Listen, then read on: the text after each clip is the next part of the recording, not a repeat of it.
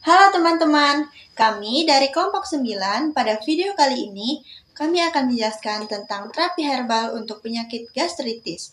Nah, sebelum masuk ke materi mengenai apa itu gastritis dan bagaimana terapi herbalnya, terlebih dahulu kita harus mengetahui apa sih itu farmakologi herbal dan apa saja jenis-jenis obat herbal dan perbedaan ketiga logonya.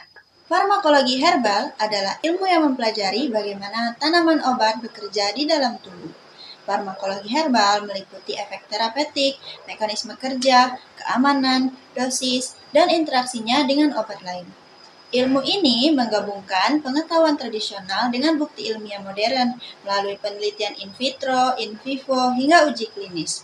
Nah, dengan dasar ilmiah tersebut, farmakologi herbal memastikan penggunaan herbal menjadi lebih aman, terstandar, dan memungkinkan untuk diterapkan bersama praktik kesehatan modern. Dalam farmakologi, terdapat 3 jenis obat herbal, yaitu ada jamu, obat herbal terstandar, dan juga fitofarmaka. Baiklah, kita akan bahas satu persatu. Jamu adalah obat tradisional Indonesia yang dibuat dari bahan alami seperti rimpang, akar, daun, buah, serta kadang bahan hewani ataupun mineral. Pembuatan jamu ini sendiri merupakan berdasarkan resep turun-temurun dan belum melalui uji praklinis maupun uji klinis. Sehingga khasiat dari jamu ini terutama biasanya berasal dari pengalaman penggunaan. Jamu sendiri dibuat dengan cara sederhana, seperti direbus, ditumbuk, atau dijadikan serbuk dan juga cairan. Jamu digunakan untuk memelihara kesehatan serta meredakan keluhan ringan. Contoh-contoh dari jamu yaitu ada jamu kunyit asam, beras kencur, temulawak, dan lain-lain. Obat herbal terstandar adalah produk herbal yang telah melalui uji praklinik pada hewan dan menggunakan bahan baku terstandar, sehingga manfaat dan keamanannya lebih terukur dibandingkan jamu. Kadar senyawa aktifnya dijaga konsisten sehingga efek terapinya lebih stabil, namun obat herbal terstandar ini belum diuji klinis pada manusia, sehingga tingkat buktinya masih di bawah obat fitofarmaka.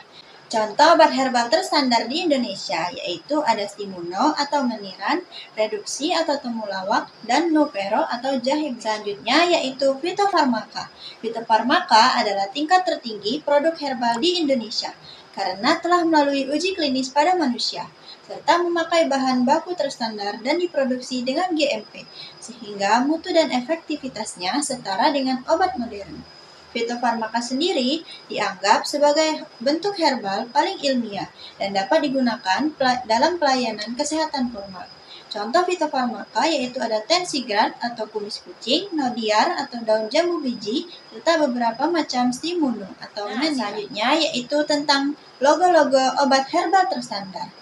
Dari ketiga logo tersebut pastinya memiliki perbedaan.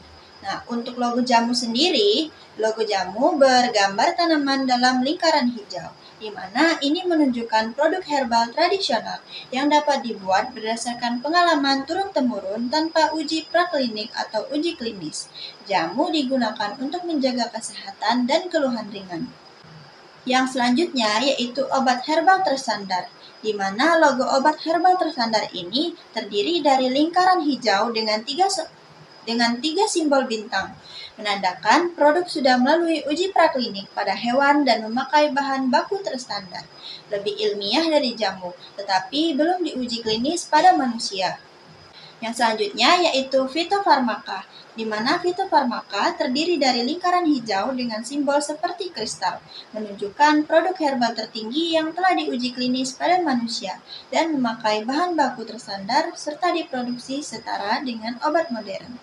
Dan fitofarmaka dapat digunakan di pelayanan kesehatannya, yaitu apa sih gastritis? Nah, gastritis sendiri merupakan kondisi ketika mukosa lambung mengalami peradangan yang dapat terjadi secara akut ataupun kronis, atau hanya mengenai area tertentu pada lambung.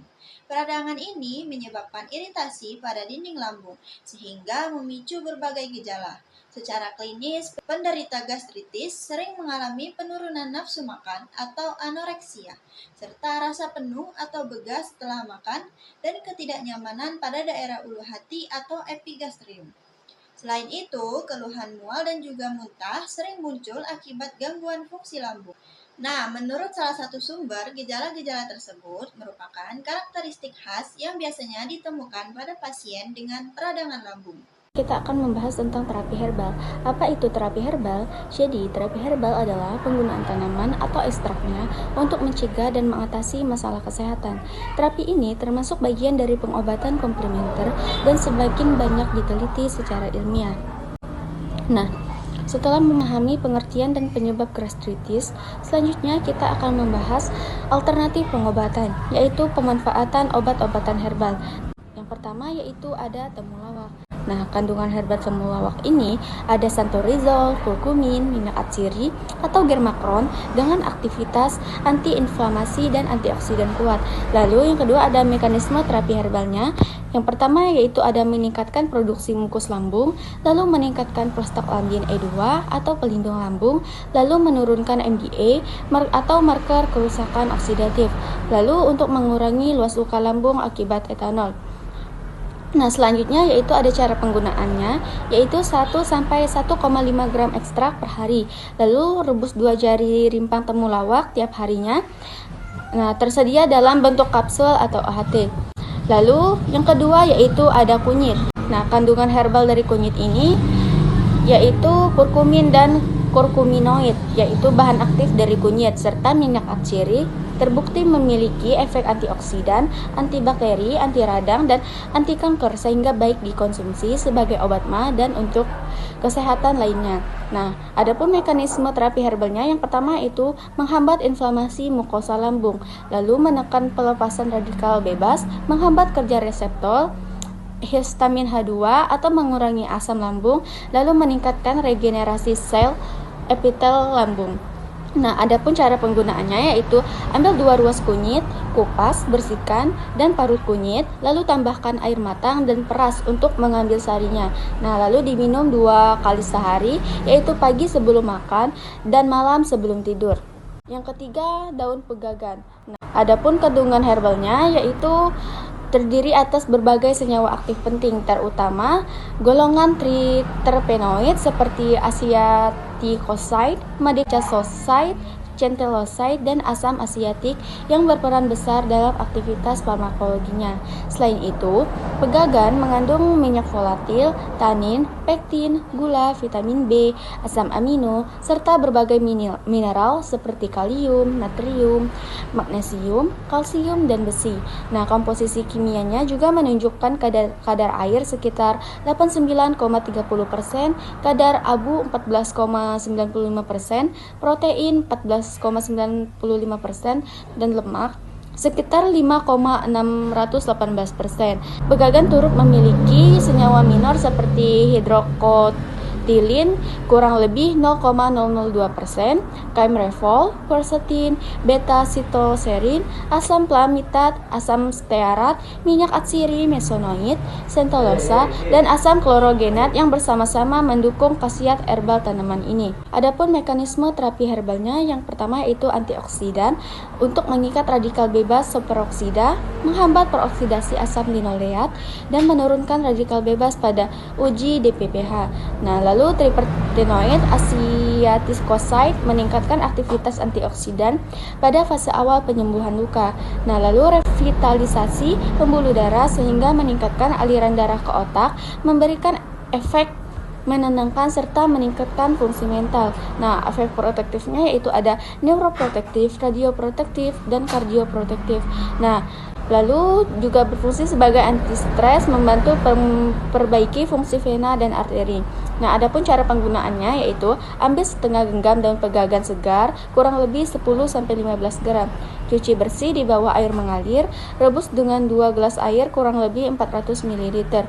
Biarkan mendidih hingga tersisa 1 gelas kurang lebih 200 ml. Sering rebusannya diminum 1 kali sehari. Adapun mekanisme terapi herbalnya yang pertama yaitu antioksidan untuk mengikat radikal bebas superoksida, menghambat peroksidasi asam linoleat, dan menurunkan radikal bebas pada uji DPPH. Nah, lalu triterpenoid asiaticoside meningkatkan aktivitas antioksidan pada fase awal penyembuhan luka. Nah, lalu revitalisasi pembuluh darah sehingga meningkatkan aliran darah ke otak, memberikan efek menenangkan serta meningkatkan fungsi mental. Nah, efek protektifnya yaitu ada neuroprotektif, radioprotektif, dan kardioprotektif. Nah, lalu juga berfungsi sebagai anti-stres, membantu memperbaiki fungsi vena dan arteri. Nah, adapun cara penggunaannya yaitu ambil setengah genggam daun pegagan segar, kurang lebih 10-15 gram. Cuci bersih di bawah air mengalir, rebus dengan 2 gelas air kurang lebih 400 ml. Biarkan mendidih hingga tersisa 1 gelas kurang lebih 200 ml. Sering rebusannya diminum 1 kali sehari. Nah, selanjutnya ada tanaman patikan kebo. Tanaman patikan kebo dalam bahasa Latinnya adalah Euphorbia hirtae. Tanaman ini dikenal luas dalam pengobatan tradisional, serta sifat rasanya menurut literatur tradisional agak pahit, asam, sejuk, dan sedikit beracun. Patikan kebo termasuk tanaman herbal yang bersifat antiinflamasi atau anti peradangan. Kandungan herbal yang ada dalam patikan kebo yaitu memiliki kandungan senyawa aktif yang sangat beragam. Di antaranya adalah flavonoid, tanin, alkaloid, polifenol, dan terpenoid. Selain itu, terdapat juga eversterol, aracetrol, taracerol, biamrin, bisisterol, dan bievol. Tanaman herbal ini juga mengandung berbagai asam organik seperti palmiat, oleat, lanolat. Pada bagian bunga ditemukan asam elagit. Kombinasi senyawa aktif inilah yang memberikan efek antiinflamasi yang cukup kuat. Nah, bagaimana sih mekanisme terapi dalam patikan kebo?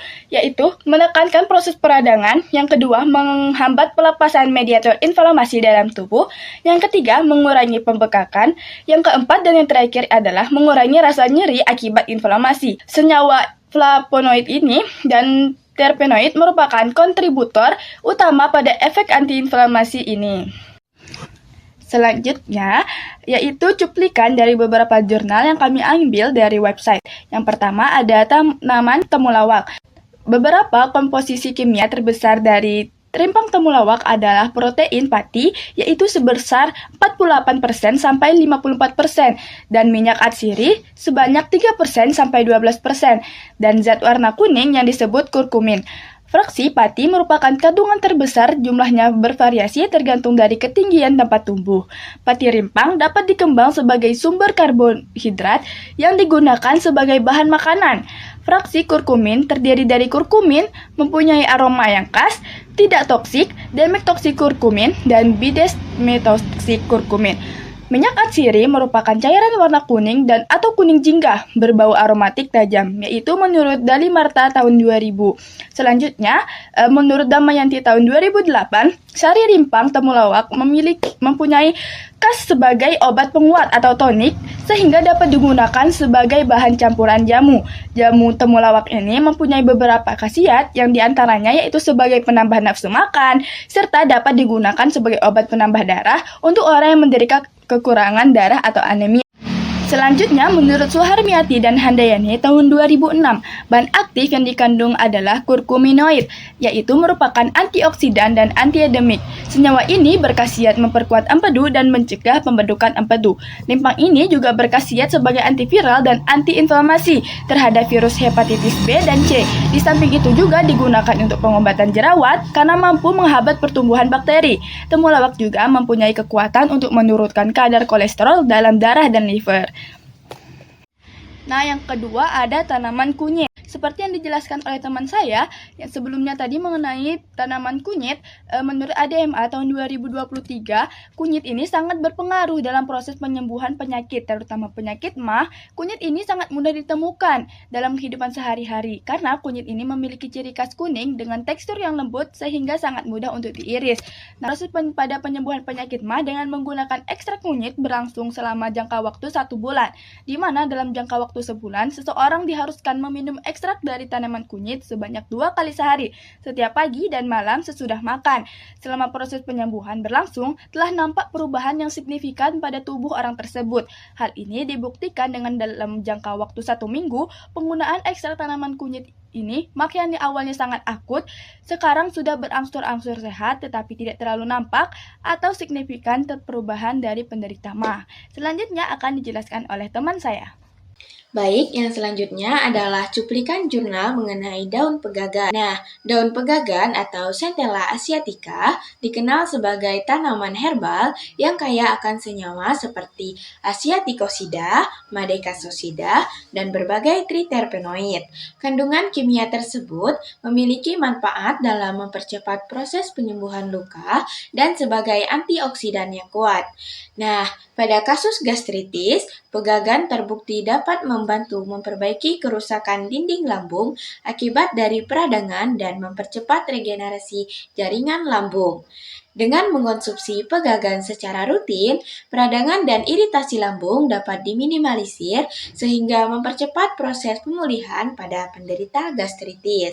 Lalu yang selanjutnya adalah petikan kebo atau Euphorbia hirta. Petikan kebo mengandung berbagai senyawa aktif seperti alkaloid, tanin, dan flavonoid, serta antibakteri. Nah, senyawa-senyawa tersebut bermanfaat dalam membantu mengurangi gejala gastritis seperti nyeri dan peradangan pada lambung. Petikan kebo juga dapat membantu menekan pertumbuhan bakteri penyebab gastritis, serta meningkatkan kenyamanan saluran cerna. Konsumsi ramuan petikan kebo dapat menurunkan risiko perburukan gastritis dan membantu mempercepat proses penyembuhan. Baik, dari informasi yang telah disampaikan pada video, dari awal hingga akhir, bisa disimpulkan bahwa terapi herbal untuk gastritis merupakan pendekatan farmakologis alami yang memanfaatkan bahan tumbuhan dengan kandungan bioaktif yang mampu menurunkan inflamasi, menetralkan asam lambung, dan mendukung penyembuhan mukosa.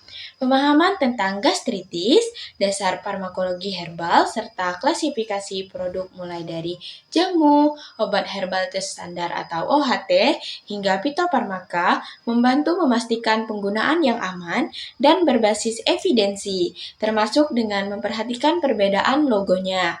Berbagai tanaman seperti kunyit, temulawak, petikan kebo, dan pegagan memiliki kandungan aktif seperti kurkumin, santorizol, flavonoid, dan triterpenoid yang bekerja melalui mekanisme antiinflamasi, antioksidan, serta proteksi mukosa. Cara penggunaan yang tepat menjadikan tanaman tersebut berpotensi sebagai terapi pendukung dalam mengatasi gejala gastritis. Jadi, dengan demikian, pemanfaatan herbal dapat menjadi pilihan terapi yang efektif, terjangkau, dan relatif aman yang bisa digunakan secara tepat dan sesuai dengan prinsip ilmiah. Baik, terima kasih sudah menyimak penjelasan pada video ini dari awal hingga akhir. Semoga informasi mengenai terapi herbal untuk mengatasi penyakit gastritis bisa menambah wawasan dan bermanfaat untuk menjaga kesehatan lambung kita semua.